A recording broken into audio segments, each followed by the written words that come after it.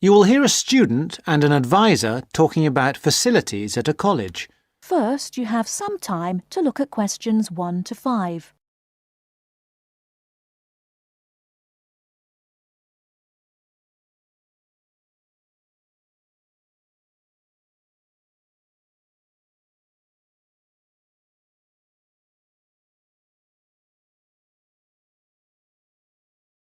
Now we shall begin.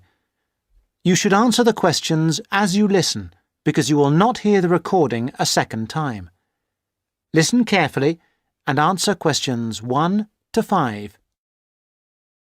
Hi, I wonder if you could help me. I'm starting a course at Glenfield in a few weeks. I was just a bit worried about what facilities there will be and what I'll have to do. I'm especially interested in health and welfare stuff. Certainly. We normally send out a copy of our leaflet, Staying Healthy at Glenfield. I'm not sure why you haven't had it.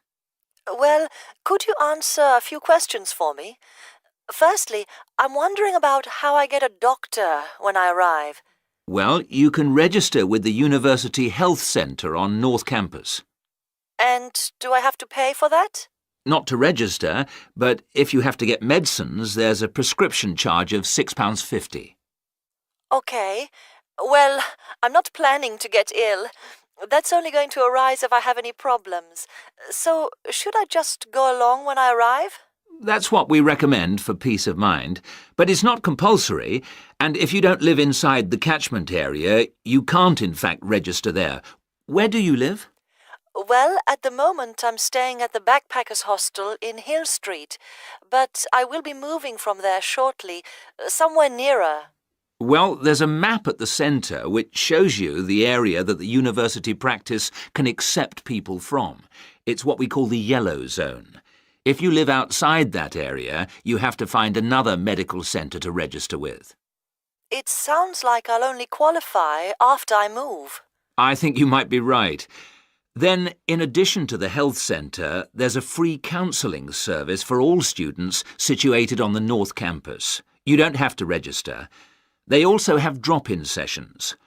I say it's free, but that's only for up to 8 sessions. Beyond that, they normally refer people elsewhere. Sounds serious.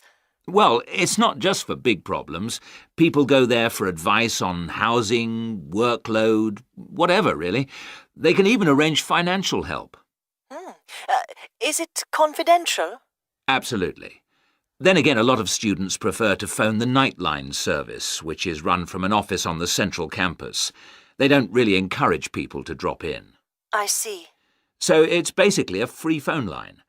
The number, if you want to make a note, is 0900 762 5913. I'll say it again. 0900 762 5913. Fine. Well, I hope I won't need any of these. What I will want is access to some gym facilities. Right. Well, you'll find those on the South Campus in the Sports Centre. It's great, but it's not free. You have to present your student card and pay a fee of £22 to get a pass. But that will last you for the whole year. Before you hear the rest of the conversation, you have some time to look at questions 6 to 10.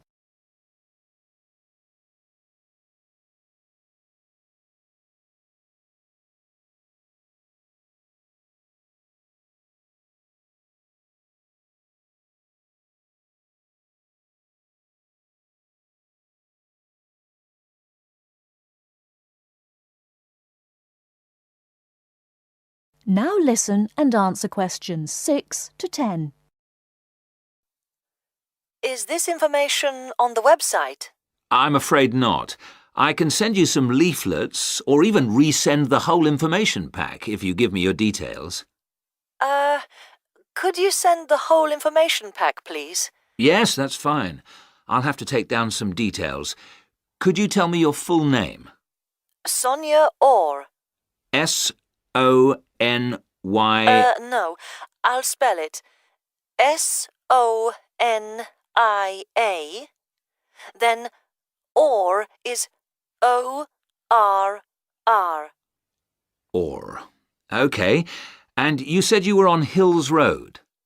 Yes, but don't send it there as I'm about to move. I'll give you my new address, which is 22 Winter Gardens. That's Glenfield. And the postcode? Oh, yeah, that's GF23 9BQ. Fine. Now, we're doing a bit of data collection about who uses our services at the moment. Can I just ask a few more questions? Yes, that's fine. OK. If you're an international student, what country are you from? I'm from Switzerland. And how old are you? I'm 24. And finally, which course are you enrolled on? Right, well, that's a bit complicated, since I'm hoping to switch to economics and history. But at the moment... I'm down to do economics and sociology. It's a joint degree. OK, I'll put that. Great. Well, I'll pop the information pack in the post, and you should get it soon. That is the end of part 1. You now have half a minute to check your answers.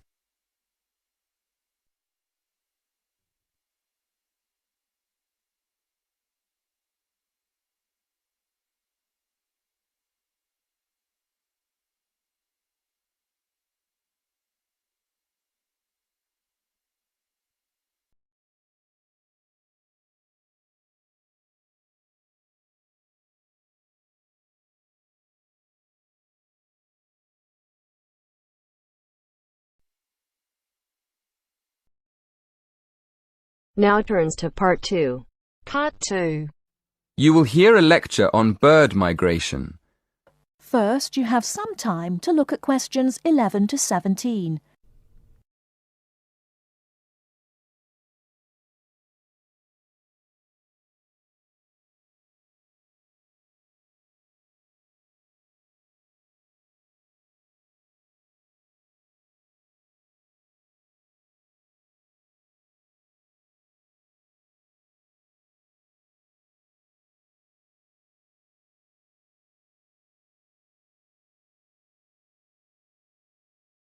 Now, listen carefully and answer questions 11 to 17. My lecture this evening will focus on the migration of birds. That is, how birds fly in big groups from different parts of the world at certain times of the year. In the first part of the lecture, I'll talk about the reasons why birds migrate, when they migrate, and which parts of the world they migrate from and to. To start with, why do birds migrate? Well, there are two main reasons. 1, they migrate to look for food, and 2, they travel to parts of the world that are more suitable for breeding. In fact, these reasons are closely linked. As you can imagine, when birds are breeding, they need extra food to feed their young. And in the spring, in the cooler climates of Europe, there is a lot of food for birds, especially insects. So, generally, during the spring, birds fly up from the tropics, which are hot, to cooler climates in the north. They stay there for a few months to bring up their young.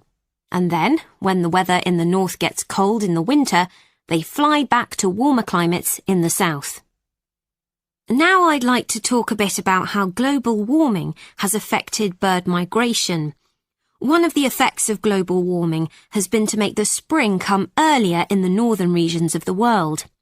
When spring comes early, the plants and insects that birds need to bring up their young are also available earlier. Research has shown that quite a lot of birds have started to migrate earlier because of higher temperatures. But unfortunately for some species, this hasn't been early enough. What I'm saying is that birds that are travelling a long way for breeding may arrive too late to find enough food to feed their young, and their population drops drastically. Scientists are currently researching more about this. Before you hear the rest of the talk, you have some time to look at questions 18 to 20.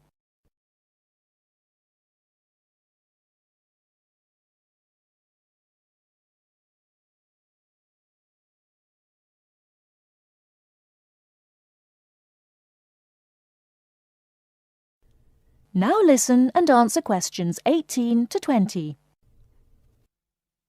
Now, I thought I'd finish by just briefly describing a few different patterns of migration. Migration varies with the type of bird and the area they come from. For example, one kind of migration is partial migration. This means that some birds in a particular species will migrate and others won't. It usually depends on how the weather affects food supplies, and very often happens in the tropics. In another migratory pattern, a bird called an Arctic tern migrates the whole length of the globe, from the North Pole to the South. The Arctic tern travels between 12 and 15,000 kilometres each way when it migrates in a complete circle around the world. It's quite amazing. Right, and lastly, I'd like to mention a pattern which isn't nearly as spectacular, but is very interesting. And this is the way many birds migrate across North America. In this pattern, the birds fly northwards in the west of the country and then back south again in the east. So, if you imagine it, they're actually migrating in a circular pattern, like the hands of a clock, not in a straight line, as we might think. That is the end of part 2. You now have half a minute to check your answers.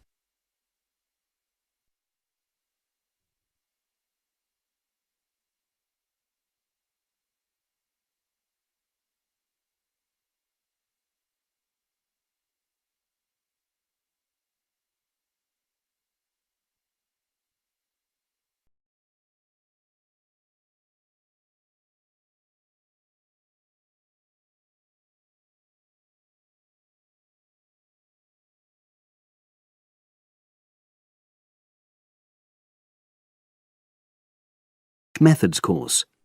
A girl called Leela and a boy called Jake having a seminar with their tutor.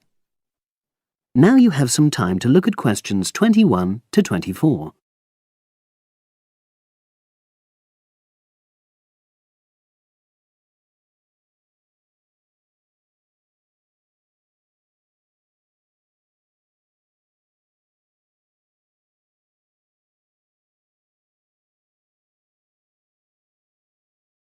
Now listen and answer questions 21 to 24. So the task I gave you both was to choose an article about a small-scale research project. Yes. You were then required to try to reproduce the research procedures in your own context, i.e. try it out for yourselves. Yeah, and that's what we've done. Great. So I'd like you to tell me a bit about the article and why you chose it. Well, the article's written by 2 university lecturers who had started using crosswords to help their students revise terminology for exams. And the crosswords were designed and set on computers. And we selected the article because, well, it seemed an accessible topic, even though we weren't familiar with the technique. You know, using IT to design crosswords for higher education. That's a good reason. So these lecturers wanted to see how well this innovation was received by their students. Yes. So how did you go about reproducing the research? Well, we drew up a list of terms from one of our own modules and designed a crossword for revising these terms. Then we asked our classmates to try out the crossword and give us feedback, their opinions on how they felt about using the technique. Was it easy to find participants? It wasn't easy at first, but then we convinced them that by taking part in the research, they were actually benefiting themselves by preparing for an exam, which is coming up later this term. And it worked. Good. So how did you find out what the students thought about doing the crosswords? A questionnaire. The original article used a 2-page long questionnaire. There were lots of excellent questions on it, but the whole section on difficulties using IT is now obsolete. Old-fashioned even though it had only been written a couple of years ago. So you designed a shorter version? Yeah. Then we sent it to the 40 students by email and got 28 replies. I was taken aback by the fact that everybody we talked to thought this was a good return. I mean, the responses were well written.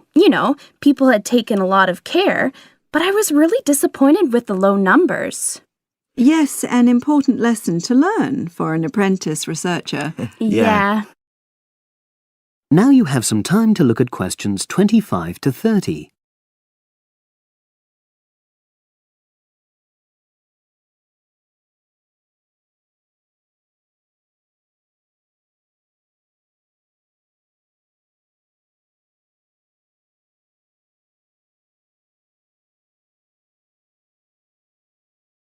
Now listen and answer questions 25 to 30.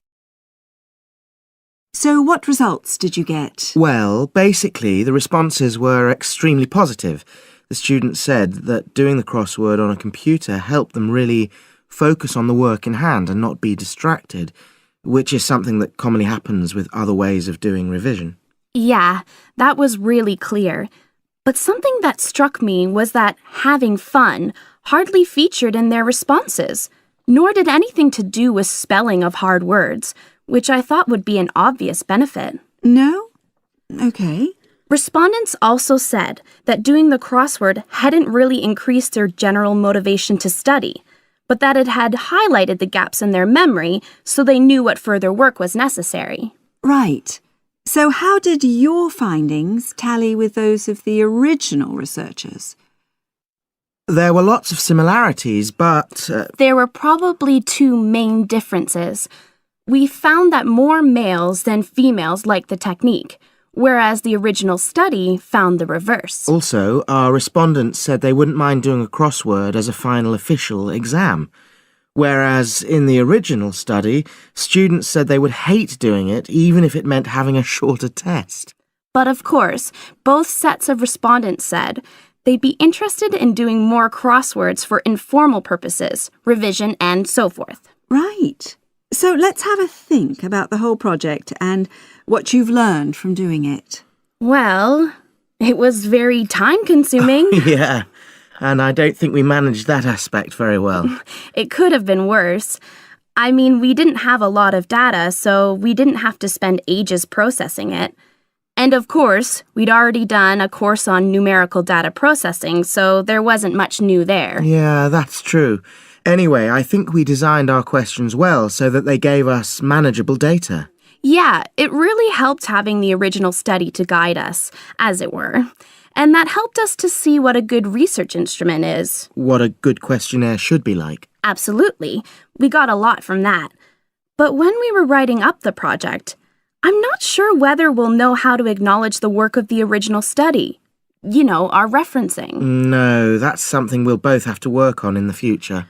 Actually, that part's been great. Finding ways to share and support another person. That's the real plus from the project, learning ways to do that. Well, it's obviously been very successful. That is the end of part 3. You now have half a minute to check your answers.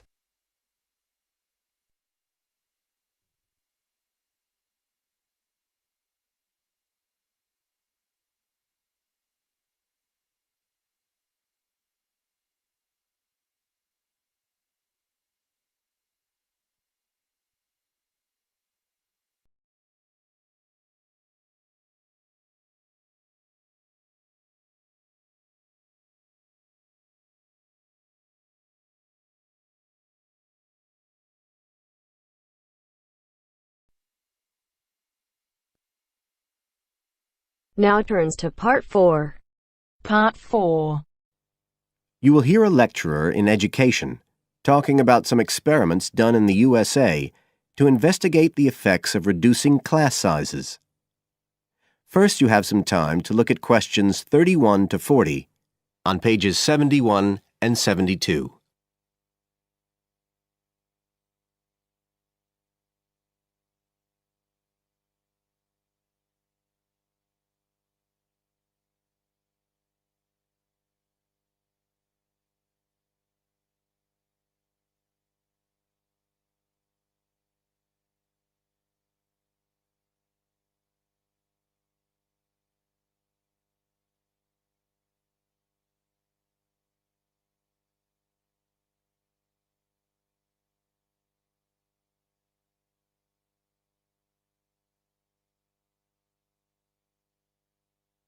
Now listen carefully and answer questions 31 to 40. All over the world, there are passionate arguments going on about how educational systems can be improved. And of all the ideas for improving education, few are as simple or attractive as reducing the number of pupils per teacher. It seems like common sense. But do these ideas have any theoretical basis? Today, I want to look at the situation in the USA and at some of the research that has been done here in America on the effects of reducing class sizes. In the last couple of decades or so, there has been considerable concern in the United States over educational standards here, following revelations that the country's secondary school students perform poorly relative to many Asian and European students. In addition, statistics have shown that students in the nation's lower income schools in the urban areas have achievement levels far below those of middle-class and upper-middle-class schools. So would reducing class sizes solve these problems? Well, we have to remember that it does have one obvious drawback. It's expensive. It requires more teachers and possibly more classrooms, equipment, and so on. On the other hand, if smaller classes really do work, the eventual economic benefits could be huge. Better education would mean that workers did their jobs more efficiently, saving the country millions of dollars. It would also mean that people were better informed about their health, bringing savings in things like medical costs and days off sick. So what reliable information do we have about the effects of reducing class sizes?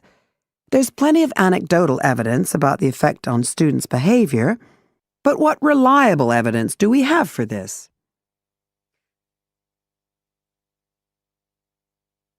Let's have a look at 3 research projects that have been carried out in the USA in the last couple of decades or so. The first study I'm going to look at took place in the state of Tennessee in the late 1980s. It involved some 70 schools. In its first year, about 6,400 students were involved, and by the end of the study, 4 years later, the total number involved had grown to 12,000. What happened was that students entering kindergarten were randomly assigned to either small classes of 13 to 17 students or regular-sized classes of 22 to 26. The students remained in whatever category they had been assigned to through the 3rd grade, and then, after that, they joined a regular classroom. After the study ended in 1989, researchers conducted dozens of analyses of the data. Researchers agree that there was significant benefit for students in attending smaller classes, and it also appears that the beneficial effect was stronger for minority students. However, there's no agreement on the implications of this. We still don't know the answer to questions like how long students have to be in smaller classes to get a benefit, and how big that benefit is, for example. The second project was much larger and took place in California. Like the Tennessee study, it focused on students from kindergarten through to grade 3, but in this case, all schools throughout the state were involved. The experiment is still continuing, but results have been very inconclusive, with very little improvement noted. And the project has, in fact, also had several negative aspects. It meant an increased demand for teachers in almost all California districts. So the better-paying districts got a lot of the best teachers, including a fair number that moved over from the poorer districts. And there were a lot of other problems with the project. For example, there weren't any effective procedures for evaluation. All in all, this project stands as a model of what not to do in a major research project. A third initiative took place in the state of Wisconsin at around the same time as the California project began, and it's interesting to compare the two. The Wisconsin project was small. Class sizes were reduced in just 14 schools, but it was noteworthy because it targeted schools at which a significant proportion of the students were from poor families, compared with California's one-size-fits-all approach. Analysts have found that the results are very similar to the Tennessee project, with students making gains that are statistically significant, and that are considerably larger than those calculated for the California initiative. Now, I'd like to apply some of these ideas to the latest